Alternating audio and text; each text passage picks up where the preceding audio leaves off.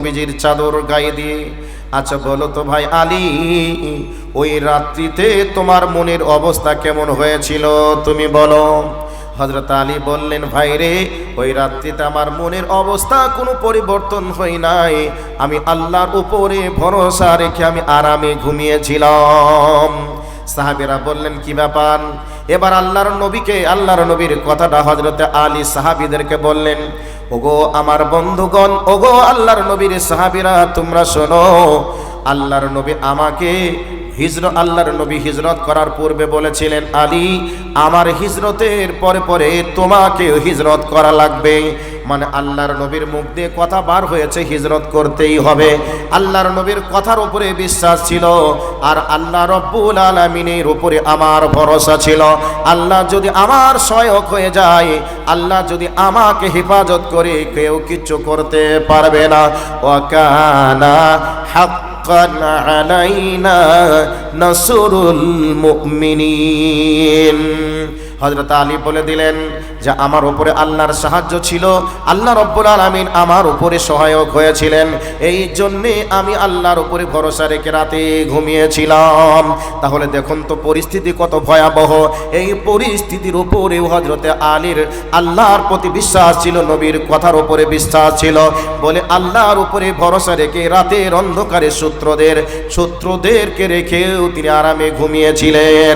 আল্লাহ রব্বুল আলামিন বলেন, ওয়ালা রাব্বিহিম ইয়াতাওয়াক্কালুন, মুমিনরা কেবলমাত্র আমারই উপরে ভরসা রাখবে। এবার 4 নম্বরে চলে গেলাম। আল্লাহ রাব্বুল আলামিন বলেন, আল্লাযীনা ইউকিমুনাস সালাতা, আল্লাহ রাব্বুল আলামিন বলেন যারা মুমিন হবে তারা সালাত আদায় করবে। সালাত আদায় না করলে মুমিন হওয়া যাবে না, সালাত আদায় না করলে মুসলিম হওয়া যাবে না। আল্লাহর নবী ডাইরেক্ট ফতোয়া দিয়ে দিয়েছেন, আল্লাহর নবী ডাইরেক্ট কথা বলে দিয়েছেন, বাইনাল আবদে বাইনাল কুফরে তারকুস সালাহ। আমার নবী বলছেন একজন মুসলমান ও মুসলমানের মাঝে পার্থক্য হলো সালাত। সালাত আদায় করলে মুসলমান, আর সালাত আদায় না করলে মুসলমান নয়, আল্লাহর নবী বললেন। আর আল্লাহ পাক মুমিনদের বিষয় নিয়ে আলোচনা করতে গিয়ে বলছেন, আল্লাযীনা ইউকিমুনাস সালাতা, মুমিনরা অবশ্যই সালাত আদায় করবে। সালাত আদায় না করলে মুসলমান হওয়া যাবে না, সালাত আদায় না করলে মুমিন হওয়া যাবে না। এবার সালাতের যেহেতু কথা এসে গেছে, আপনাদেরকে বলে দেই, সালাত আদায় করার পরেও অনেক মানুষ আল্লাহর জাহান্নামে চলে যাবে। এবার আপনারা বলবেন, মাওলানা, সালাত আদায় করার পরে আবার জাহান্নামে যাবে, তার কারণ কি? আল্লাহ রাব্বুল আলামিন বলেন, ফাওয়াইলুল লিল মুসাল্লিন আল্লাযীনা হুম আন সালাতিহিম সাহুন। আল্লাহ রাব্বুল আলামিন বলেন, মুমিন নামাজি হওয়ার পরেও ওয়াইল নামক জাহান্নামে যাবে। এবার বলবেন, নামাজ পড়ার পরে ওয়াইল নামক জাহান্নামে যাবে, তার কারণটা কি?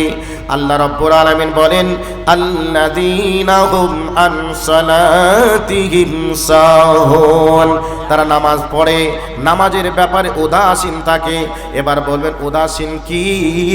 আল্লাহ রাব্বুল আলামিন বলেন, নামাজ পড়তে হবে একগ্রতার সহিত, খুশু চিত্তে। আল্লাযীনা হুম ফি সালাতিহিম খাশিউন, নামাজ পড়বে ভীতু সন্ত্রস্ত মনোভাবে, আল্লাহ রাব্বুল আলামিনকে রাজি খুশি করার জন্য।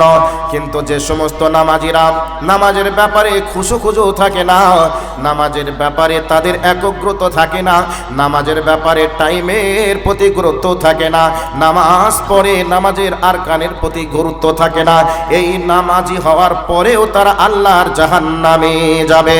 আল্লাহ পাক কোরআনুল কারীমে অন্য আয়াতের মধ্যে বলছেন, ইন্নাস সালাতা কানাত আলাল মুমিনিনা কিতাবাম মাওকুতা। আল্লাহ রাব্বুল আলামিন বলেন, আমি আল্লাহ মুমিনদের নামাজের টাইম নির্ধারণ করে দিলাম।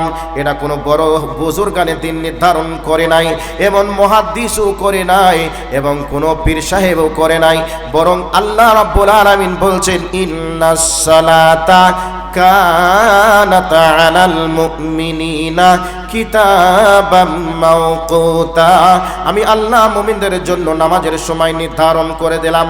কোরআনের আয়াত দ্বারা প্রমাণিত হলো। এবার আল্লাহর নবী বলছেন আসসালাতু লিওয়াক্তিহা, আমি নবী তোমাদের জন্য নামাজের সময় নির্ধারণ করে দিলাম। তাহলে যে টাইমের নামাজ সেই টাইমে পড়তে হবে। আপনি ইচ্ছা করে নামাজের টাইমকে আপনি পরিবর্তন করতে পারেন না। নামাজ 12:30টায় আপনি ইচ্ছা করে 1টায় 1:30টায় নিয়ে যেতে পারেন না। এবার বলবেন মাওলানা যদি ব্যতিক্রম হয়ে যায়, ব্যতিক্রমের ব্যাপারে ইসলাম আপনাকে ফেসিলিটি দিয়েছে, ছাড় দিয়েছে, কিন্তু ইচ্ছাকৃতভাবে নামাজের টাইমকে লেট করা যাবে না। যদি টাইমের লেট করে নামাজ পড়েন, নামাজি হওয়ার পরে আল্লাহর জাহান্নামে যাওয়া লাগবে। এরপরে নামাজ পড়বেন, নামাজে যদি খুশু না থাকে নামাজ পড়বেন, নামাজে যদি মনোযোগ না থাকে নামাজ পড়বেন। এরপরেও যদি আপনার নামাজের প্রতি গুরুত্ব না থাকে, যত্নবান না হন, তাহলে নামাজ পড়ার পরেও আপনি জাহান্নামে যাবেন। কোরআনের আয়াত আপনাকে 2টা দিয়েছি, এবার একটা হাদিস দিয়ে দিই।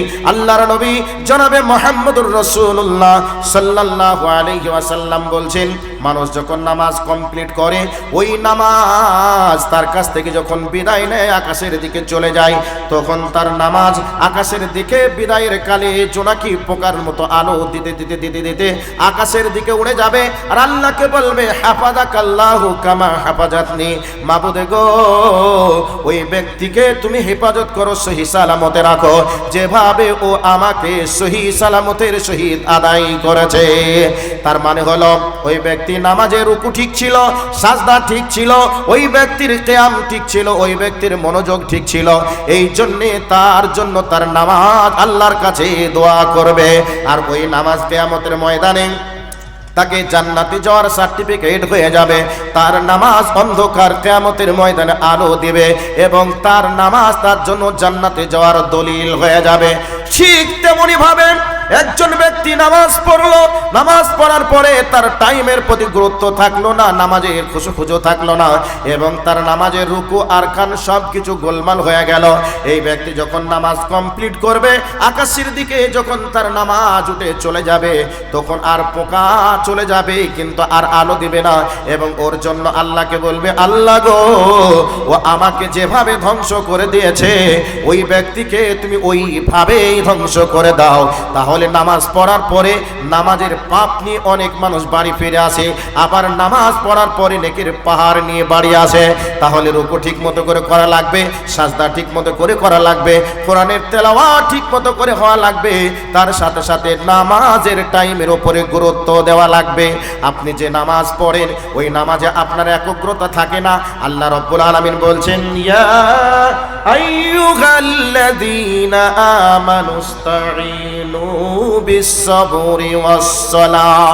আল্লাহ রাব্বুল আলামিন এই নামাজের কথা বলার আগে মুয়াজ্জিনের মাধ্যমে তিনি ডাক দিচ্ছেন, হাইয়া আলাস সালাহ, হাইয়া আলাল ফালাহ। আল্লাহ মুয়াজ্জিনের মাধ্যমে বলছে, ওরে দুনিয়াবাসী রে, তোরা যদি সফলতা পেতে চাস, তোরা যদি সফলতা পেতে চাস, তাহলে নামাজে আয়, নামাজে আয়। এই বলে মুয়াজ্জিনের মাধ্যমে রব ডাকছেন তার ঘরের দিকে। এই অবস্থাতে আল্লাহ রাব্বুল আলামিন বলছেন, ইয়া আইয়ুহাল্লাযীনা আমানুস্তাঈনু বিস-সাবরি ওয়াস-সালাহ। আল্লাহ পাক বলছেন, হে ঈমানদারগণ, তোমরা নামাজে ধৈর্য ধরো, আর ধৈর্যের মাধ্যমে তোমরা আমার কাছে চাও। এবার কি চাইবেন একটু পরে শিখিয়ে দেব। আপনাদের আজকে জালসার সভাপতি সাহেব আমার বাম পাশে বসে আছেন। আমি যদিও ওনার পরিচিত ব্যক্তি, ওনাকে যদি এসে আমি বলি, ভাই আমাকে 50টা টাকা দেন, তাড়াতাড়ি দেন, আমাকে বাস ধরা লাগবে, ডালখোলা ট্রেন ধরে আমি কলকাতা যাব, এইরকম করে যদি ব্যস্ততা দেখাই, আর ব্যস্ততা দেখে বিরক্ত হয়ে উনি বলবেন, মাওলানা সাহেব আপনি যেভাবে ব্যস্ততা দেখাচ্ছেন, মনে হচ্ছে যেন টাকা আপনি আমার কাছে জমা রেখে গেছেন, অতএব টাকা দিতে পারবো না, চলে যান যেখানে যাবেন। এ বলে অপমান করবে কি করবে না? এ বলে অপমান করবে। আর যদি আমি ওনাকে বলি, ভাই আপনি অনেক দানবীর মানুষ, আপনি অন্যের উপকার করতে পারেন, তবে আপনার নাম আমি শুনে শুনেছি আপনি অনেক উপকার করেন, অতএব আমি বিপদে পড়ে গেছি। আমি যদি বিনা টিকাটি কলকাতা চলে যাই তাহলে আমার কাছে টাকা না থাকলে জরিমানা দেওয়া যাবে না, আর জরিমানা না থাকলে আমাকে জেলখানায় যেতে হবে। অতএব আপনি আমাকে 50টা টাকা দেন। এই কথা বলে যদি আমি টাকা চাই, দেবে কে দেবে না? অবশ্যই দিবে। এই জন্য আমার রব বলছেন, ওরে দুনিয়াবাসী রে, তোরা আমার কাছে যখন আসবি ধৈর্য ধরে তোরা আমার কাছে চাইবি। এবার নামাজে দাঁড়িয়ে যাই। নামাজের আরকানের প্রতি আমরা কেমন ভাবে শিখেছি? নামাজকে আমরা কোনো আলেমের কাছ থেকে ভালো করে শিক্ষা নেইনি। আলেমকেও আমরা কোনোদিন বলতেও শুনিনি যে মৌলানা সাহেব আমার নামাজটা রসুলের নামাজ হচ্ছে কিনা একটু দেখুন তো। আর নবীজি বলছেন সাল্লু কামা রাআইতুমুনি উসাল্লি, তোমরা ওইভাবে সালাত আদায় করো যেভাবে তোমরা আমাকে সালাত আদায় করতে দেখেছ। অতএব সালাত আদায় করতে হবে রসুলের সালাতের মতো করে, আমাদেরকে সালাত আদায় করতে হবে। যদি আমরা রসুলের সালাত অনুযায়ী সালাত আদায় করি, নিশ্চয় ওই সালাত আমাদেরকে জান্নাতে নিয়ে যাবে। আর ইচ্ছা অনুযায়ী যদি ঠিকই মুক্তা নামাজ পড়ি, সামনে কয়েকদিন পরে রমজান মাস আসছে, এখন থেকে মসজিদের হাফেজ নির্বাচন শুরু হয়ে গেছে। যেই ইমাম যত স্পিডে নামাজ পড়তে পারবে সেই ইমামের তত প্রমোশন বাড়বে। তবে একটা রমজান মাসে একই ইমামে 3 বার কোরআন খতম করে, তাহলে 10 দিনে কোরআন খতম করে তারাবির নামাজের মাধ্যমে, তাহলে কত স্পিডে পড়তে হয়। যত জোরে যে ইমাম পড়তে পারবে সমাজের বুকে তার প্রমোশন তত বাড়বে। কিন্তু অত জোরে নামাজ পড়ে আল্লাহকে পাওয়া যাবে কি যাবে না, এই ব্যাপারের শিক্ষা কোরআন এবং হাদিস থেকে নিতে হবে।